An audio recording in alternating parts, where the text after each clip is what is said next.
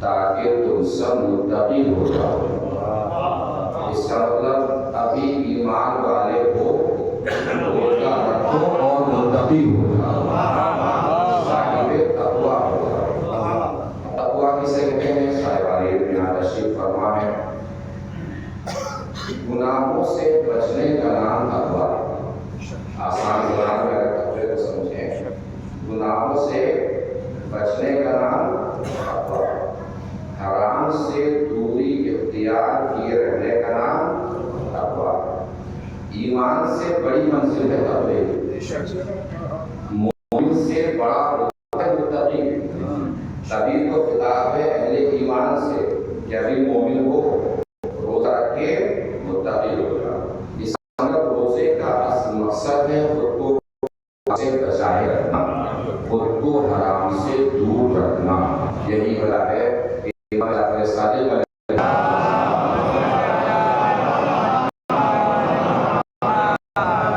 रोजा सिर्फ पेट का नहीं होता, रोजा आंखों का भी होता है, रोजा हाथों का भी होता है, रोजा पैरों का भी होता है। हर बदन के हिस्से का रोजा होता है। हाथों को गुनाहों से बचाए रखना, ये हाथों का रोजा है। आंखों को हराम देखने से बचाए रखना, ये आंखों का रोजा है। पैरों को उस जगह तक जाने से रोके रखना जहाँ अल्लाह ने जाने से मना किया है, ये पैरों का रोजा है। और पेट का रोजा खुद को खाने पीने से रोकना। पेट के रोजे का इफ्तार है, बदन के और किसी हिस्से का इफ्तार नहीं होता।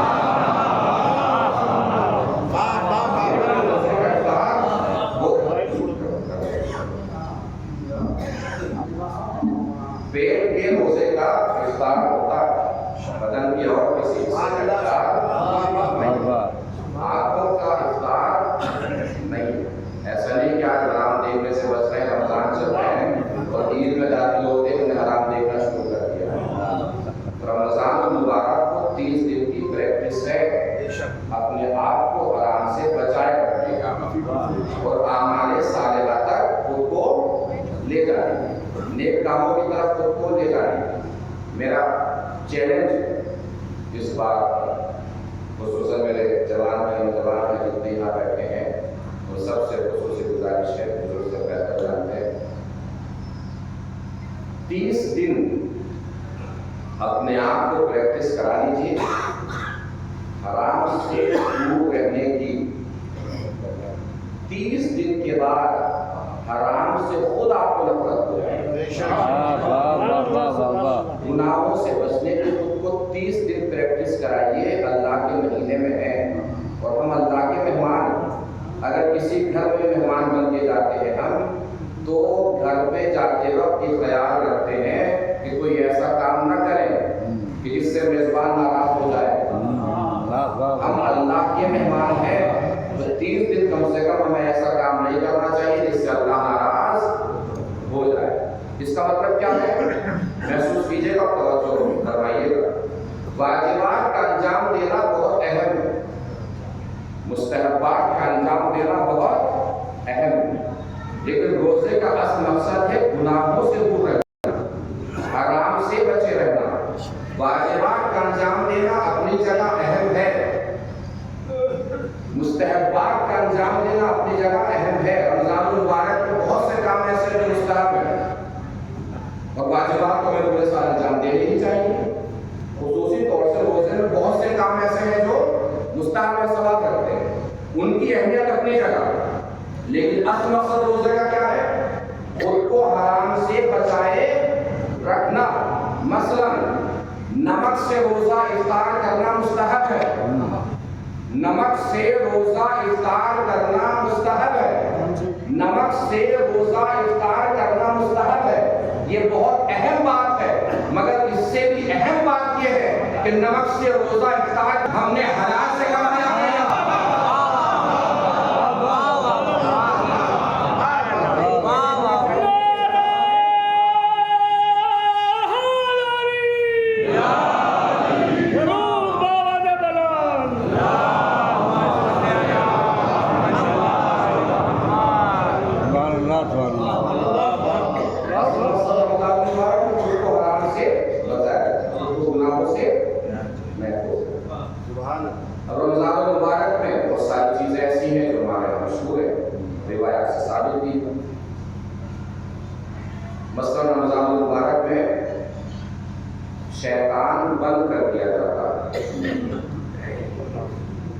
शैतान बंद कर दिया जाता है।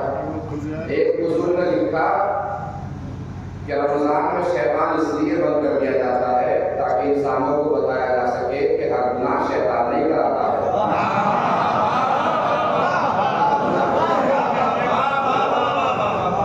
शैतान नहीं कराता ये गुनाह से कौन कराता? शैतान तो बंद, मगर शैतान ही तो बंद हुआ है। हमारे अंदर का शैतान कहाँ बंद हुआ है? इंसान के अंदर का शैतान है, जो शैतान बैठी हुई है हमारे अंदर, वो कहाँ जाएगी? वो कहाँ से बंद होगी? अब शैतान एक किरदार है, शैतान एक कैरेक्टर है, शैतान एक किरदार है। अब जिसके यहाँ भी वैसा किरदार पाया जाए वो शैतान है।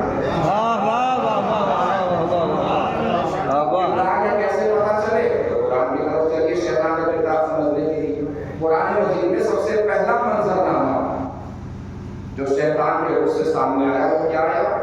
अल्लाह ने सजदा करने का हुक्म दिया, शैतान ने इनकार कर दिया। शैतान ने क्यों इनकार किया? अबा वस्तकबरा वकाना मिनल काफिरीन। शैतान ने इसलिए इनकार किया क्योंकि उसने तकब्बुर किया, उसने गुरूर किया। लीजिए बाकी खत्म हो गई। शैतान की एक सिफत है गुरूर करना। शैतान की एक सिफत है तकब्बुर करना। अब अगर रमजानुल मुबारक में हमें गुनाहों से बचना है और शैतान की सिफात से बचना है तो सबसे पहले अपने अंदर का गुरूर खत्म करें, अपने अंदर का तकब्बुर खत्म करें। इसलिए कि तकब्बुर जरूरी नहीं है कि किसी एक चीज पे हो। तकब्बुर की किस्में, तकब्बुर कई किस्मों का होता है। किसी को अपने इल्म पे गुरूर हो जाता है, किसी को अपने अमल पे तकब्बुर हो जाता है, किसी को अपनी दौलत पे गुरूर हो जाता है, किसी को अपने जानो बशर पे गुरूर हो जाता है, किसी को अपने खानदान की बढ़ती हुई अफराद की तादाद पे गुरूर हो जाता है। गुरूर चाहे किसी भी चीज पर हो, अल्लाह की नजर में काबिले लानत है।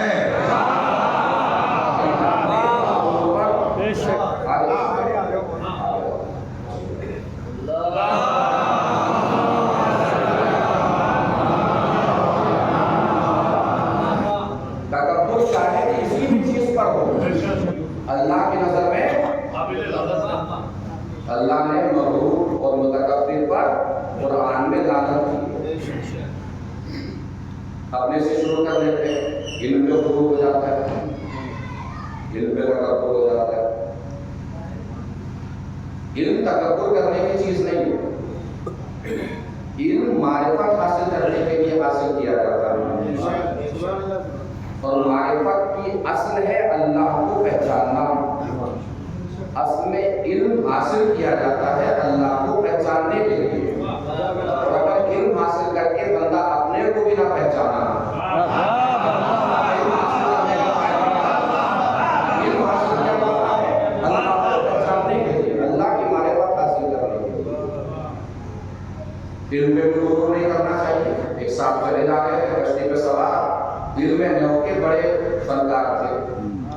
हर लैंग्वेज का ग्रामर होता है, किसी तरीके से अरबी का भी ग्रामर है, मगर किसी ग्रामर का नाम नहीं होता। अरबी को ये फजीलत हासिल है कि उसके ग्रामर का नाम भी है। इसे हम इल्मे नहव बोलते हैं। इल्मे नहव के बड़े माहिर, बड़े फनकार कश्ती में चले जा रहे थे। कश्ती चलाने वाले ने सबसे पूछ लिया कि इल्मे नहव आता है? उसने कहा सरकार इल्मे नहव कहाँ से आता होगा? सुबह को घर से निकलता हूँ, शाम में जाकर घर में डूब जाता हूँ। इल्मे नहव कहाँ से आता होगा? अब वो कह रहे इल्मे नहव भी नहीं आता तुझे, तूने अपनी आधी जिंदगी बर्बाद कर दी। थोड़ी दूर कश्ती चली, कश्ती में हो गया सुराख, कश्ती में भरने लगा पानी। कश्ती चलाने वाले ने पूछ दिया सरकार तैरना आता है? तैरना तो नहीं आता। तब मैंने तो आधी जिंदगी बर्बाद की थी, आपने सारी की सारी जिंदगी बर्बाद।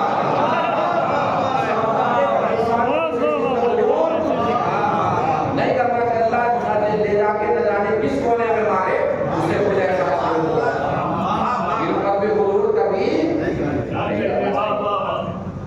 इसी तरीके से दौलत पे गुरूर हो जाता है।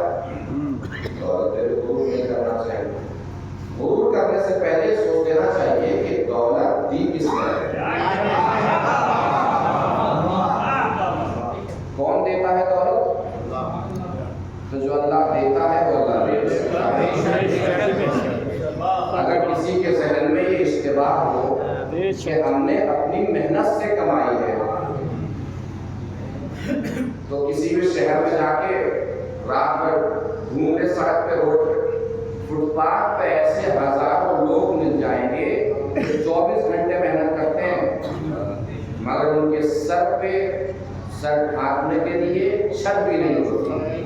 इसका मतलब ये है कि अपनी मेहनत से दौलत नहीं मिलती है, अल्लाह के करम से दौलत मिलती है। अल्लाह दे रहा है वो अल्लाह जिस दिन अल्लाह दे देगा उस दिन क्या होगा, भूल करने से पहले सोचना चाहिए। ख्वाजा मोइनुद्दीन चिश्ती की बज़्म सजी हुई थी, फुक़रा बैठे हुए थे। ख्वाजा मोइनुद्दीन चिश्ती की बज़्म में फुक़रा बैठे हुए। एक राज की बात बताता हूँ, गाँव कितना बड़ा है, अगर ये देखना तो ये मत देखिए कि उसके साथ बड़े लोग कितना बैठते हैं। हमेशा ये देखना चाहिए कि गरीबों के साथ किस सलूक से पेश आते हैं, के साथ बर्ताव क्या है, छोटों के साथ किस बर्ताव से पेश आता है।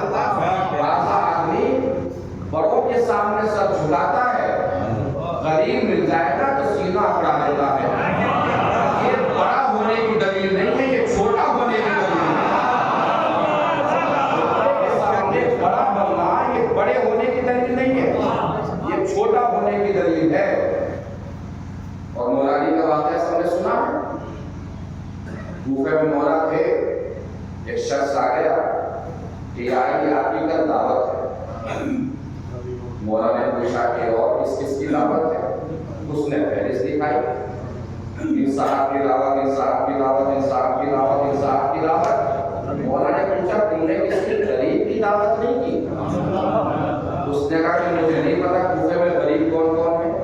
मौला ने फरमाया लिख, मैं बताता हूँ कूफे में गरीब कौन है।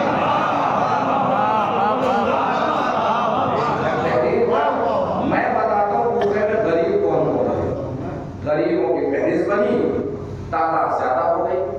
उसने कहा मौला फिर ऐसा कर लेते हैं कि एक दिन अमीरों की दावत कर देते हैं, एक दिन गरीबों की दावत कर देते हैं। मौला ने फरमाया हम फिर उस दिन आएंगे जिस दिन तो गरीबों की दावत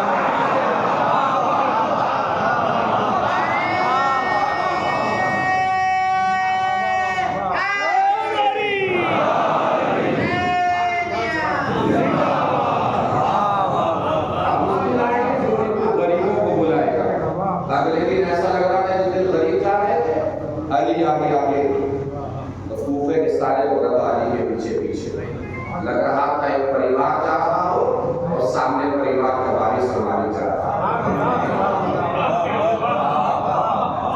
बज़्म सजी हुई थी खाली। एक शख्स आया और उसने गरीब का गिरबान पकड़ लिया। खालिद ने पूछा ये क्या कर रहे हो? इसके ऊपर मेरा कर्ज है, मेरा पैसा है, ये कर्ज अदा नहीं कर रहा। खाजा ने कहा ठीक बोलती, जितना तुम्हारा पैसा और कर्ज उस लकड़ी से ले जाओ। ले गया। खाजा देखते रहे कि उसने 2-4 सिक्के नजर बचा के इजाफी उठा लिए। एक हफ्ते के बाद फिर आ गया। खाजा ने पूछा किसका गरीबान पकड़ने आया? उसने कहा गरीबान पकड़ने नहीं आया, अपना गरीबान छुड़ाने आया। तुझे क्या हो गया? उसने इशारा किया, उसका हाथ बेकार हो चुका, हाथ उसका शल हो चुका। सुनिएगा, हाथ उसका बेकार हो गया, हाथ उसका शल हो गया। खाजा ने पूछा ये क्या हुआ? उसने कहा कि आप देख नहीं रहे थे, नजर बचा के मैंने 2-4 सिक्के ज्यादा उठा लिए। अल्लाह ने इस पे अज़ाब नाज़िल किया, मेरे हाथ को बेकार कर दिया। खाजा ने कहा सिक्कों के पुजारी, अब तक फिक्र सिक्कों में उलझी हुई है। अल्लाह ने तेरा हाथ इसलिए बेकार नहीं किया कि इसने 2-4 सिक्के ज्यादा उठाए थे। अल्लाह ने तेरा हाथ इसलिए बेकार किया कि ये हाथ एक गरीब के गरीबान का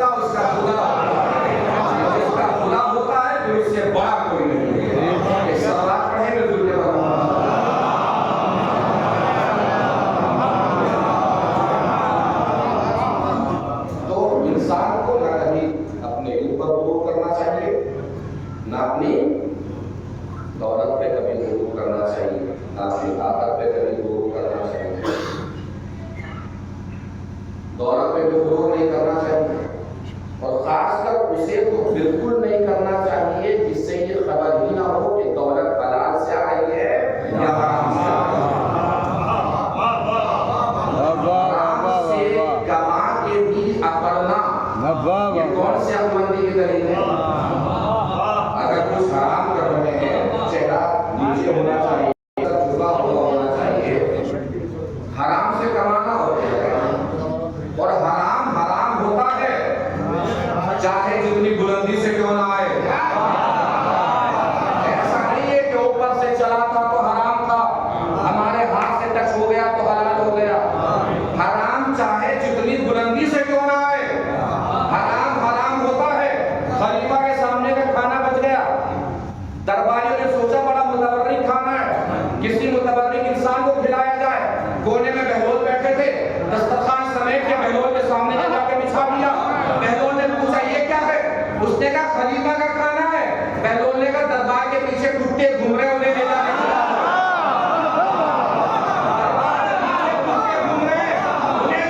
खिला दो। बहलोल ने जैसे कहा दरबार के पीछे कुत्ते घूम रहे, उन्हें ले जाके खिला दो। दरबारी आदमी अकड़ गया, उसने कहा कैसी बात कर रहे हो? खलीफा का खाना है, खलीफा का खाना। बहलोल ने कहा हल्के बोल, खलीफा का खाना है। कुत्ते ने सुन लिया तो वो भी नहीं खाया।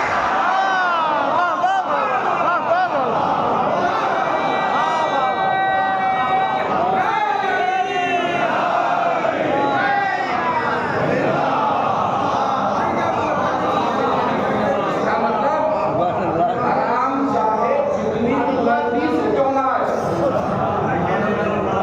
जितनी ऊपर से क्यों ना आए, हराम हराम ही होता है। कभी इंसान को गुरूर नहीं करना चाहिए, ताकत से भी गुरूर नहीं करना चाहिए, कुव्वत पे भी गुरूर नहीं करना चाहिए। जब पैदा हुए थे कैसी नाताकती थी, बूढ़े और सही हो जाएंगे फिर नाताकती आ जाएगी। जवानी ताकत पे अकड़ने के लिए नहीं है, ताकत पे कंट्रोल करने के लिए जवानी है। अगर देखना हो कि कौन कितना अच्छा जवान है तो ये देखिए किसको अपने नफ्स पे कितना कंट्रोल है।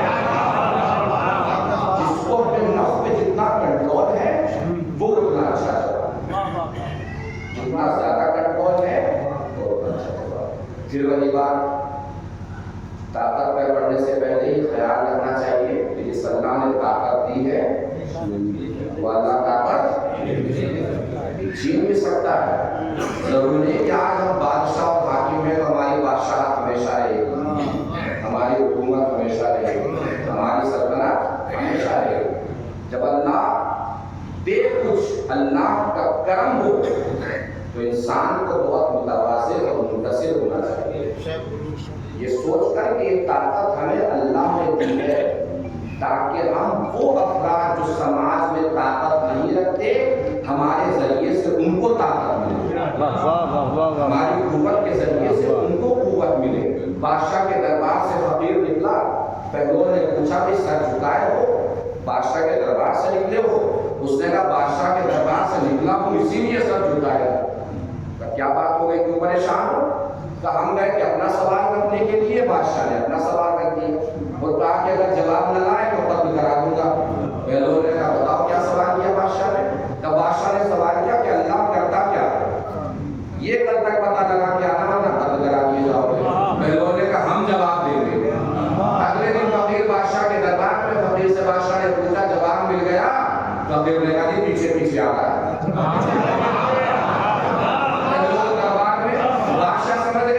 मिल गया, मगर फिर भी खौफ तारी करने के लिए बहलोल के ऊपर खौफ सदा करने के लिए बहलोल को पता है ना कि अगर जवाब नहीं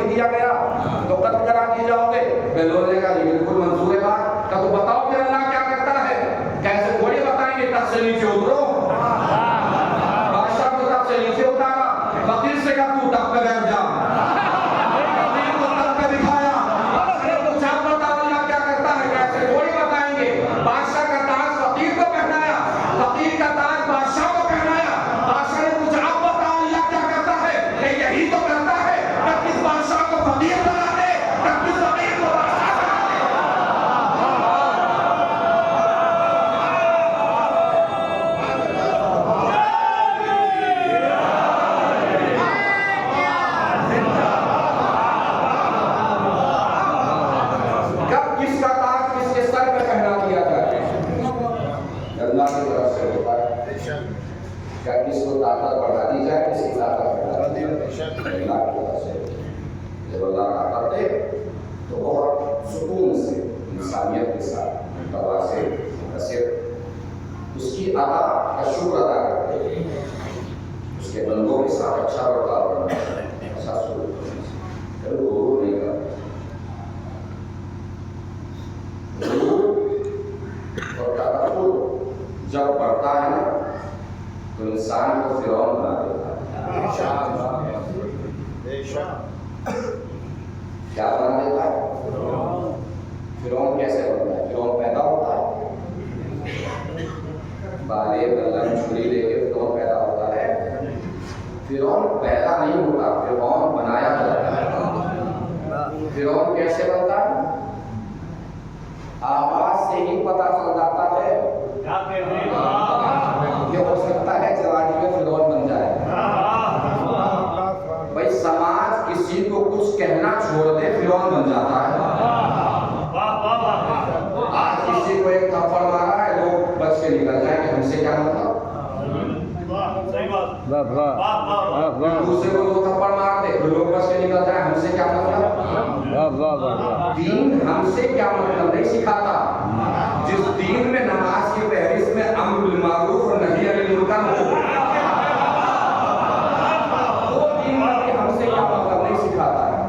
तो उसी फहरिस्त में ना बिल मारूफ और नही अनिल मुनकर जिसमें नमाज है, अव्वल नमाज, दूसरे रोजा, तीसरे हज, चौथे ज़कात, पांचवें रोज़, छठे जहाद, सातवें अम्र बिल मारूफ, आठवें नही अनिल मुनकर। तो मौलाना हमारा पास आपकी जिम्मेदारी से थोड़ी है कि अम्र बिल मारूफ और नही अनिल मुनकर करें। मौलाना फर्ज साहब की जिम्मेदारी से थोड़ी है, मौलाना गुलजार साहब की जिम्मेदारी से थोड़ी है। ये 10 पूर्व दिन नहीं, आप में से सब है। अम्र बिल मारूफ सबके